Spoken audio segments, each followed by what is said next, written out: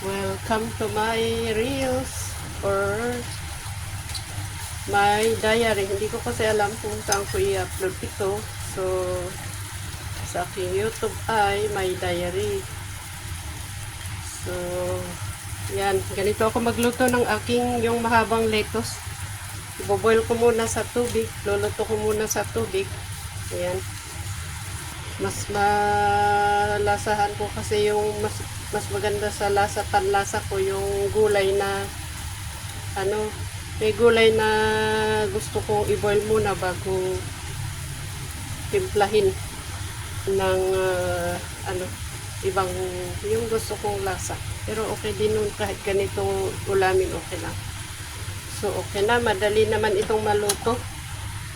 Nag-chop pala ako ng bawang at saka yung onion, yung shallot. Hindi ko na pinapainit yung mantika. Lagyan ko na ng mantika. Hindi ko pinapainit. Kasi ayaw ko yung masyadong mainit bago ilagay yung bawang. Kasi minsan madaling mag-brown at saka hindi yata maganda yung masyadong mainit na mantika. At hindi rin kailangan mag-brown. Ilagay ko na po yung aking tapos sandali lang, hindi haluin ng, hindi kumulo ng matagal para yung bawang at sibuyas hindi magbago yung hindi magbago yung bango. Ganyan, okay na. Bakit ang bilis-bilis lang minutes? Yan. Diba, okay na to. Gusto ko yung ganito. Hindi yung basta ganyan ang style ko, mas gusto ko. At saka dahil meron akong natirang iisang sardinas, yung yung iisang ganyan lang. Hindi ko kasi inuubos yung maliit na yung maliit na lata ng sardinas. Ito medyo maanghang to. So ayan. Papainit ko dito. Takpan natin para hindi magtalsik-talsik. Mahirap kaya maglinis sa kusina.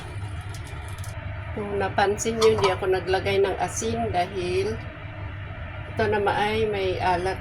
Hindi ko pa nga ubusin ito. Para ilagay ko lang. Hindi ko naman ihahalo dito sa buong buo. Parang ididip ko lang yung gulay. Para makontrol kung gaano kadami yung parang gaganyan lang siya. Kung gustong maalat, edi ihalo, pero ayaw ko. Mga ganyan lang. Ganyan lang mag-dip. Ganyan. Okay lang kahit walang sardinas. Pero dahil nagkataon meron, so kainin ko na lang. Yan. Yan. Mga tayo. Kain na tayo. Ganyan. Sarap. Sardinas. Ganyan. Para kung ayaw mo yung masyadong maalat, ganyan lang. Dip lang. Sarap.